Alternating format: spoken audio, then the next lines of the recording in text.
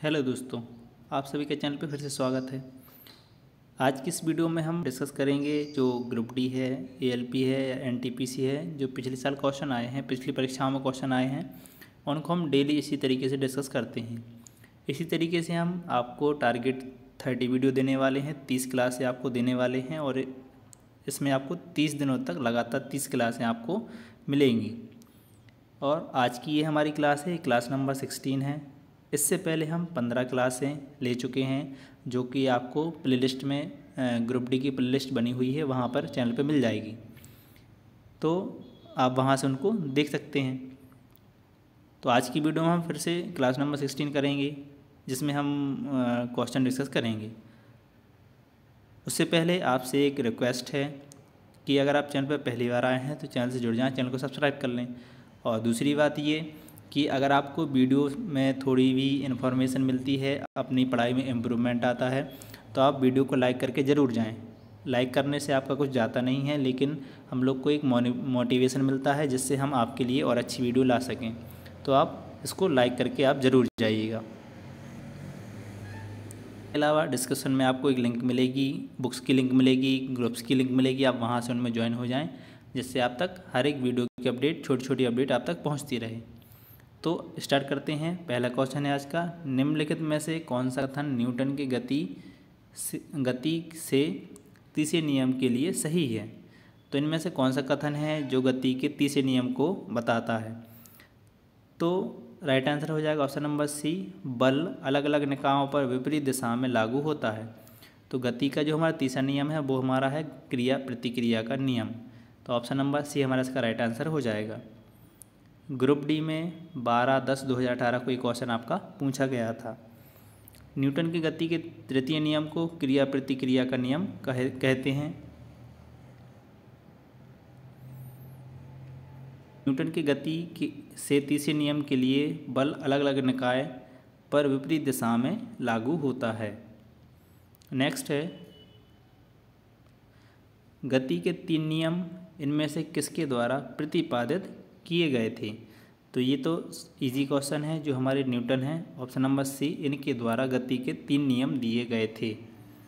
अगला क्वेश्चन है, डिटेल देख लेते हैं।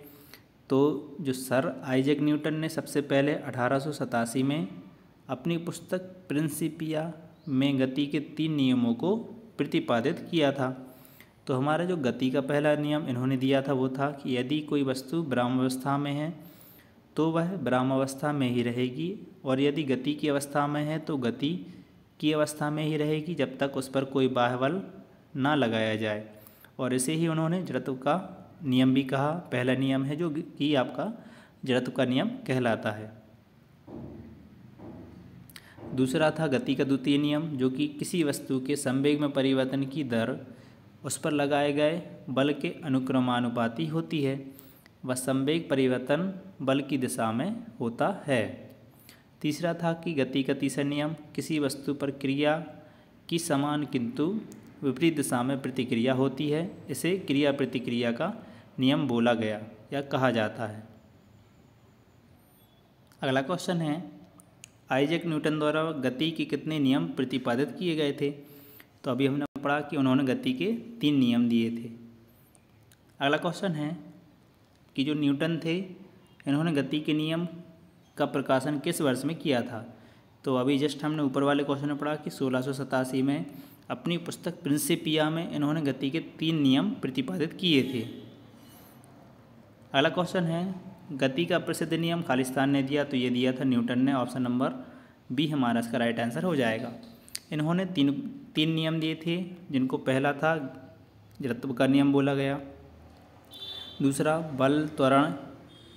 बल द्रव्यमान एवं त्वरण संबंधी नियम बोला गया दूसरे वाले को, और तीसरे वाले को क्रिया प्रतिक्रिया का नियम बोला गया। वीडियो में आगे बढ़ें उससे पहले रिक्वेस्ट है आपसे कि अगर आपको वीडियो पसंद आ रही है तो आप वीडियो को लाइक ज़रूर करें, क्योंकि वीडियो बनाने में काफ़ी टाइम लगता है और मेहनत काफ़ी लगती है। तो अगर आप हमें सपोर्ट करेंगे, लाइक करेंगे, तो हम इस तरीके की वीडियो आपको और प्रोवाइड कराते जाएंगे।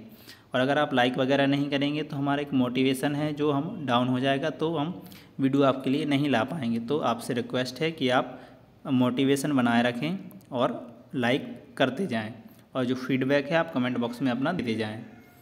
अगला है, एक निकाय के संवेग में परिवर्तन की दर खाली स्थान के समानुपाती होती है। तो ऑप्शन नंबर बी, लागू बल के समानुपाती होती है। ये क्वेश्चन भी ग्रुप डी में 22/9/2018 को आपका पूछा गया था। किसी वस्तु के संवेग में परिवर्तन की दर उस पर लगने वाले बल तथा बल की दिशा के समानुपाती होती है। इसे न्यूटन के गति का द्वितीय नियम भी कहा जाता है। अगला है कि गति का जो द्वितीय नियम होता है ये क्या दर्शाता है। इसका राइट आंसर हो जाएगा ऑप्शन नंबर हमारा तो होगा option number D right answer हो जाएगा कि किसी वस्तु की गति के परिवर्तन की दर शुद्ध बल की दिशा में वस्तु पर लागू शुद्ध बल के अनुक्रमानुपाती होती है। तो ये क्वेश्चन आपका ग्रुप डी का है, 2018 में क्वेश्चन पूछा गया था। इसकी हम डिटेल में थोड़ी डिस्कस कर लेते हैं इसको। तो गति का द्वितीय नियम किसी वस्तु की गति के परिवर्तन की दर शुद्ध बल की दिशा में वस्तु पर लागू शुद्ध बल के अनुपातिक होती है, अथवा किसी भी पिंड की संवेग परिवर्तन की दर लगाए गए बल के समानुपाती होता है, और उसकी संवेग परिवर्तन की दिशा वही होती है जो बल की दिशा होती है। अगला क्वेश्चन है कि निम्न में से कौन सा कथन है जो आपकी गलत है। तो ऑप्शन नंबर ए, ये क्वेश्चन आपका एक गलत है। इसकी हम डिटेल देखते हैं थोड़ी सी। भौतिकी के पिता न्यूटन ने सन 1887 में अपनी पुस्तक प्रिंसिपिया में सबसे पहले गति के नियम को प्रतिपादित किया।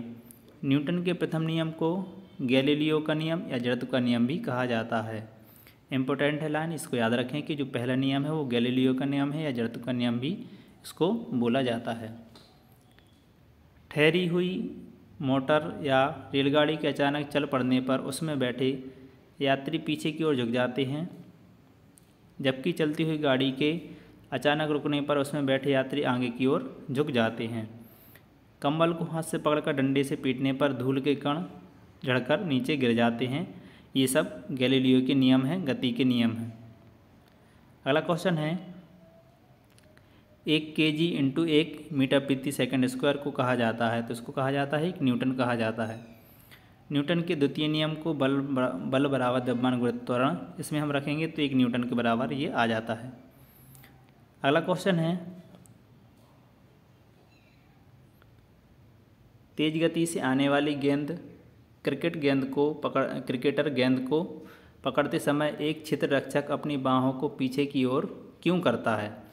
मतलब कि जब बॉल आती है सामने से कैच लेते हैं तो अपने हाथों को वो क्रिकेटर पीछे क्यों खींचता है। तो राइट आंसर हो जाएगा क्योंकि वह लंबे समय तक कम बल का अनुभव करता है। ऑप्शन नंबर सी हमारा इसका राइट आंसर हो जाएगा।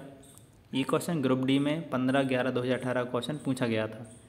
डिटेल है इसकी, तेज गति से आने वाले क्रिकेट गेंद को पकड़ते समय क्षेत्र रक्षक अपनी बाहों को पीछे की ओर करता है। इसमें न्यूटन की गति के द्वितीय नियम का पालन होता है, अर्थात गेंद में संवेग परिवर्तन की दर कम हो जाती है, जिससे वह लंबे समय तक कम बल का अनुभव करता है, अतः गेंद का प्रभाव हाथ पर बहुत कम पड़ता है।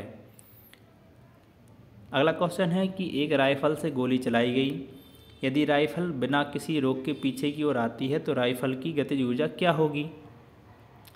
तो जो राइफल की जो गतिज ऊर्जा होगी ये इसका राइट आंसर हो जाएगा बी कौन सा है, बी। तो जो गोली की गतिज ऊर्जा से कम होगी। तो गोली तो तेज जाएगी लेकिन जो गतिज ऊर्जा होगी बंदूक पीछे की तरफ आएगी, ये गोली से कम आएगी। डिटेल देख लेते हैं इसकी। न्यूटन के तृतीय नियम के अनुसार जब हम किसी पिंड पर जितना बल लगाते हैं वह वापस उतना बल लगाती है। इसे क्रिया प्रतिक्रिया बल भी कहा जाता है। यही कारण है कि बंदूक से गोली चलाने वाले को पीछे की ओर धक्का देता है, तब बंदूक की गतिज ऊर्जा गोली की गतिज ऊर्जा से कम होती है। अगला क्वेश्चन है कि द्रव्यमान और त्वरण के गुणनफल को कहा जाता है। तो राइट आंसर हो जाएगा जो बल होगा ये द्रव्यमान गुणित त्वरण के गुणनफल के बराबर होता है। ये क्वेश्चन भी आपका ग्रुप डी में 2018 में पूछा गया था। डिटेल है इसकी कि न्यूटन के द्वितीय नियम के अनुसार यदि किसी वस्तु पर कोई बाह्य बल आरोपित होता है तो उस वस्तु में बल की दिशा में उत्पन्न त्वरण आरोपित बल के समानुपाती होता है तथा वस्तु के द्रव्यमान के व्युत्क्रमानुपाती होता है। तो बल बराबर द्रव्यमान गुणित त्वरण होता है।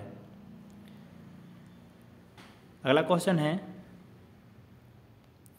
कि निम्नलिखित में से कौन सा उदाहरण न्यूटन की गति विषयक तृतीय नियम की व्याख्या करता है।